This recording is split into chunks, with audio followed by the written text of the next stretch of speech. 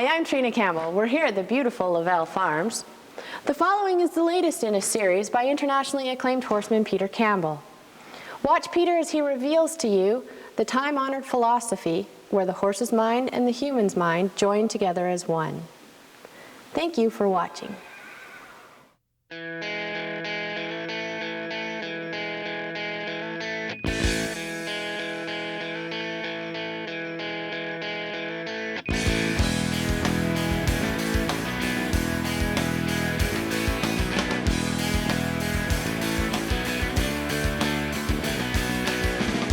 Come to these clinics, I'm learning that there's easier methods and it's working.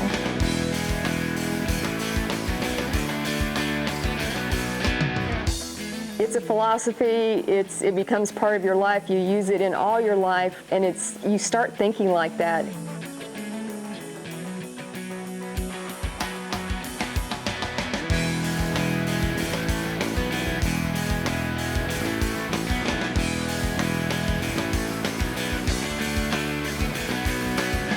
There were a couple of horses, and then some horses didn't work out, and disappointed about that now, because if I had known what I know now from studying with Peter, I would have still had those horses probably. You know, I wouldn't have given up on them.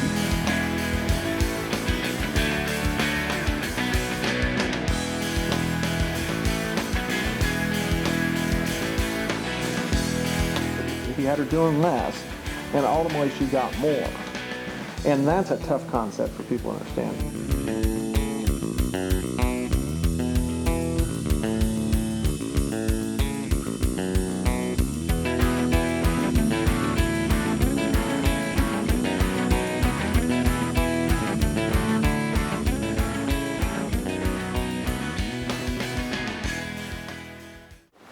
Now, bring him back to a walk, to a stop. There you go. Now pick up a soft feel and ask him to step back 5 steps.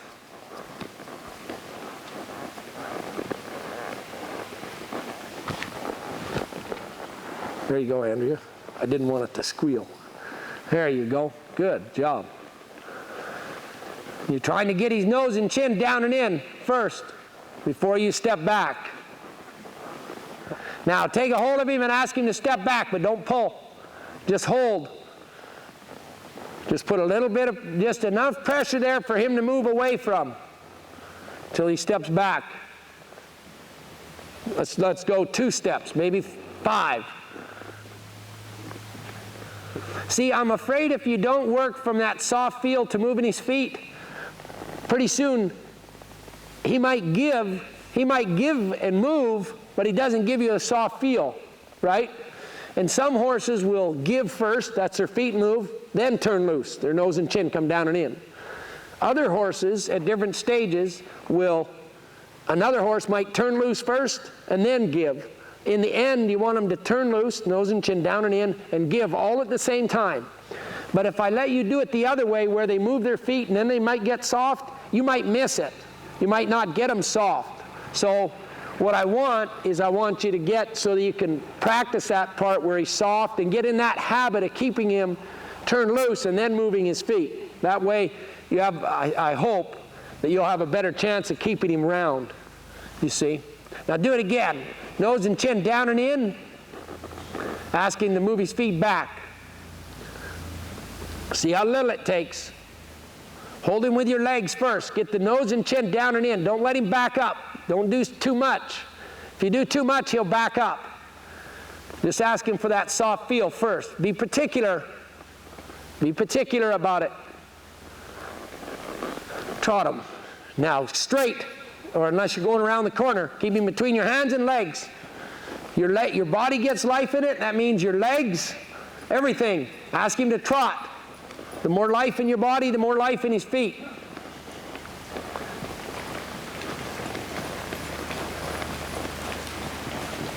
Now you're going to make a half circle to your left. Tip his nose left. Touch him with your left leg. Support him with your outside leg up by his front cinch.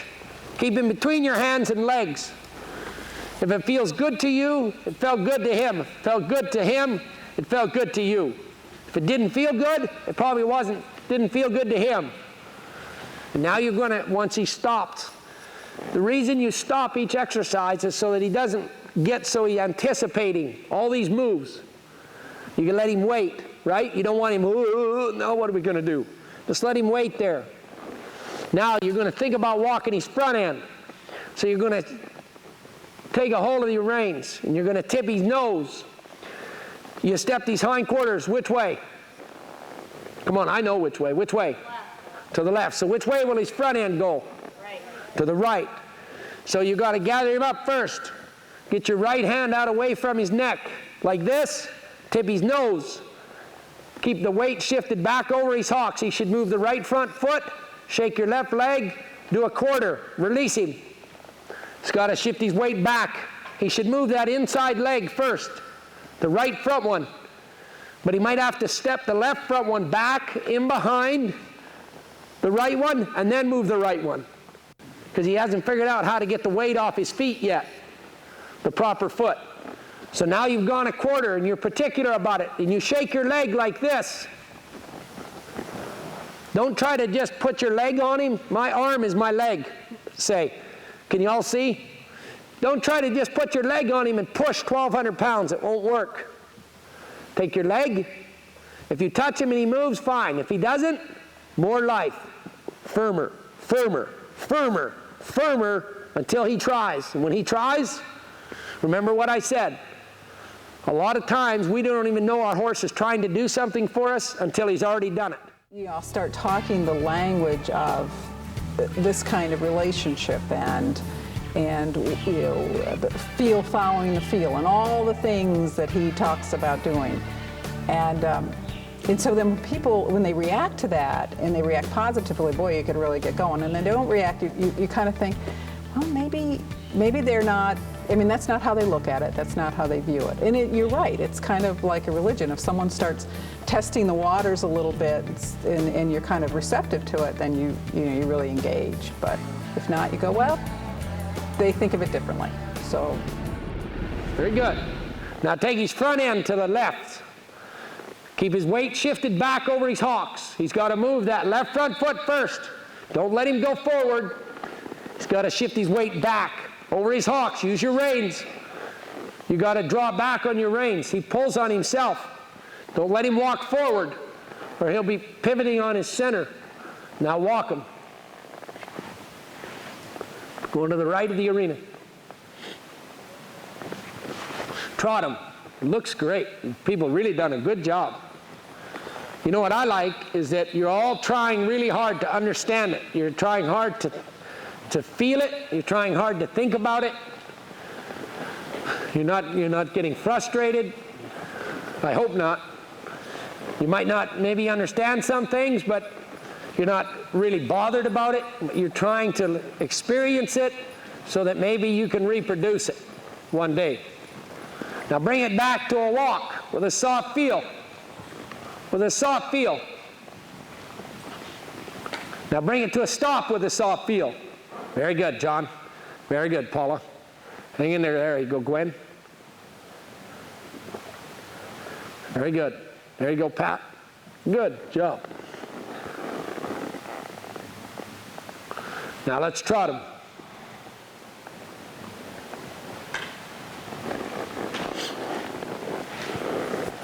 Sometimes if your horse isn't 100% right, I'll let him work at the wrong thing. I'll let you work at the wrong thing. But pretty soon there'll be some understanding on both parts, and then the horse will start to separate it. So just because your horse isn't right on, now bring it back to a walk with a soft feel to a stop, to a backup. With a soft feel to a backup. Very good. Yeah, definitely not paint by the numbers. And I kind of felt sorry for Peter when he first saw some of our horsemanship abilities, because we were kind of used to a paint by numbers approach. And so here he was kind of going, where am I going to start with these folks? But you know, he figured it out. You saw us riding today, and he's really, really taught all of us so much. It's just incredible. Maybe some of you are interested in getting your horse, once he's in the snaffle, getting him in the hackamore And that's fine. You need to do that so that you can get him straight up in the bridle. Maybe just bring your horse out here, this one with the hackamore on it. And I'll kind of show you what I like to see when it fits. What I kind of like to see is I like to see that hackamore fit like your hat fits. It shouldn't be pressure here. It should fit all the way around. Just nice. And it shouldn't be tight. And nor should it be, you need to get a little wooden block, and then when you're done with it, you put the wooden block in it and you tie it. All of my hackamores got blocks in them. And the other thing you want to make sure of is that when it fits on the, here, move over this way. When it fits,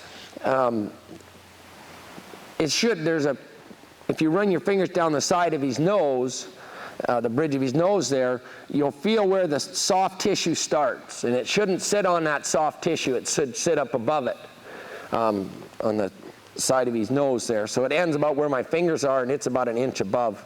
And that's pretty good. The other part that you want to make sure is that if you push it up against his jaw like this, there should be 2 fingers. Should be able to stick 2 fingers. See, this one is way too big for him. So it's not effective. So you need to tie the reins in a proper way. If you wanted, you could step off and put your lead rope, put that off over the horn, and I'll fix that. But there's no sense having it on there if it's not going to be fit right. It's not effective. It's like wearing a pair of pants that don't fit, or your hat, if it hurts your head, it's no good. But you see a lot of people, I like to ride in it and get my horses so that I can get them in the bridle to rein them. And a lot of these ranch versatility classes and stuff, if your horse is a certain age, you've got to ride him in a bridle, so you need to kind of get him ready for it. There, I think that'll be better for you. But see how, can you all see it? See how it's just kind of like a cone? That's the way it's not supposed to be. It's supposed to look like this, kind of out like this. That's what it's supposed to look like. That's what his face looks like. And then when you put the wooden block down in here, and you shape that block, then you tie it up here, and when it dries, it'll dry looking just like that. If you're going to move his front end, what I like to see is him pivoting on his outside hind foot.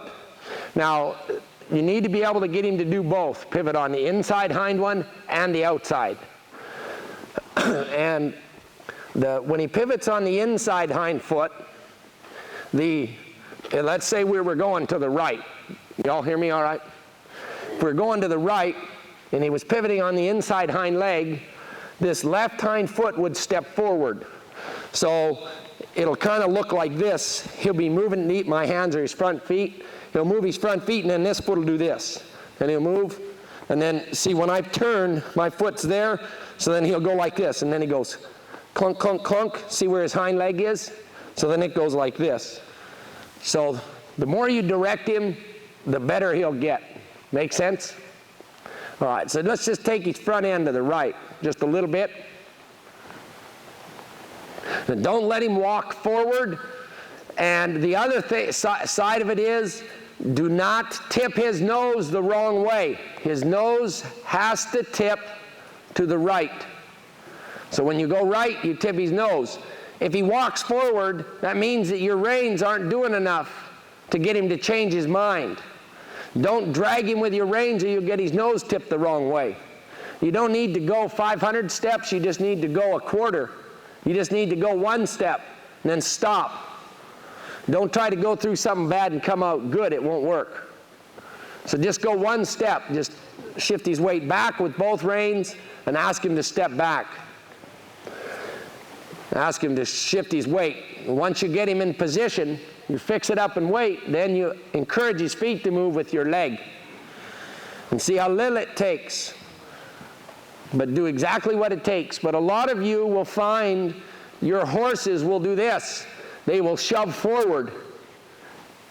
You see? I'm going to watch you do it all. I'm just going to ask you, and then I'm going to tell you if you don't know. Okay, just do it. Just walk his front end a quarter. See how, okay, she needs to shift her weight back because she's moving her hindquarters over. See, so you need to keep that weight shifted back like that. There, but you got to tip her nose that way. Okay, go ahead. Okay, Olivia? Tip her nose. See, her nose is tipped the wrong way. See how her nose is tipped left? See, it won't work. Because then when you get to doing more advanced stuff, that'll really get in her way. The horse is out of position. So it'll build a brace in there. So you really have to make sure you tip her nose. There, that was better. See, it's you preparing, okay? Shift it back just a little. There, like that, good. Okay, so everybody's kind of got the picture, right? You cannot do it if his weight is shifted forward. It won't work. Shift it back and then ask him to move his feet. Don't try to, as he's trying to shove forward, keep asking him to do it because you're just going through something bad. You got to help him get into position. You prepare to position for the transition. Don't work on the transition. Work on getting him prepared. Work on getting him into position, and the transition will happen. It's easy, simple, you see. Okay, so for a little bit, 5 minutes maybe or so, you can ride around here. There's lots of room.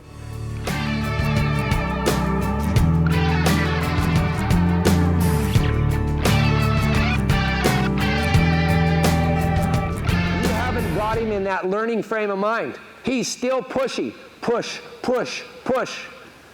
So if you take a hold of it and it feels more than that, that means you haven't done enough to get him in a yielding frame of mind.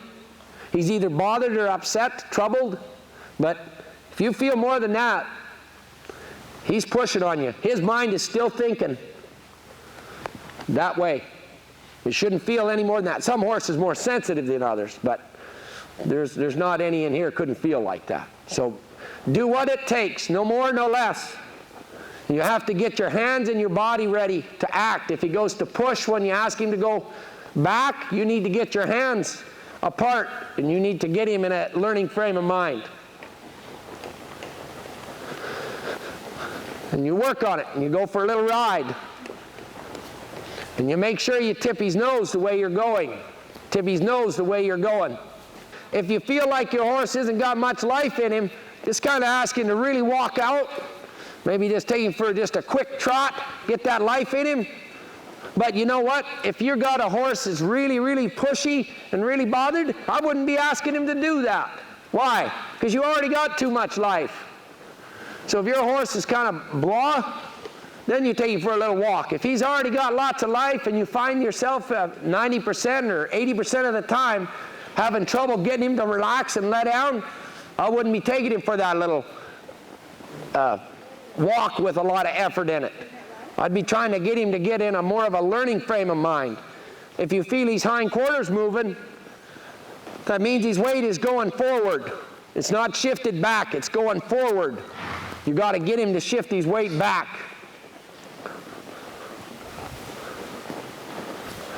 And you can work on that soft feel. You'll ask him to give you that soft feel when you take a hold of him, when you go to stop him.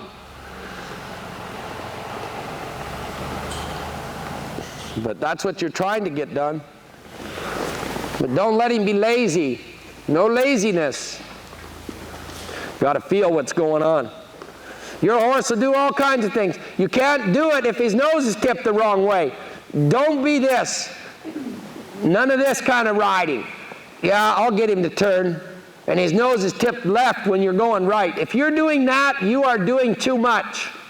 You are doing too much. If his nose is tipped the wrong way, that is too much with your outside rein. Give him time to get the weight off of the foot that he needs to move. He'll move it. You just arrange it so that he will move it. Make it difficult for him to stay there. But you can do this, no problem. This isn't, yesterday when I saw you ride, you know what I thought? This is what I thought. You're better than that. You're better than that. When we were riding yesterday, I said, boy, these people are better than this. And see, today, some of that betterness is coming out. Even if betterness, I don't even know if betterness is a word. But you got to work at it, and you got to keep that weight shifted back. And I'm watching. I'm letting you work at it. But you try to get his nose and chin down and in just a little. Kind of like what John Lavell's horse looks like right there. That's a nice picture right there. You see? But you'll know when it felt good to you, it felt good to him. There you go, Nikki. Hang in there.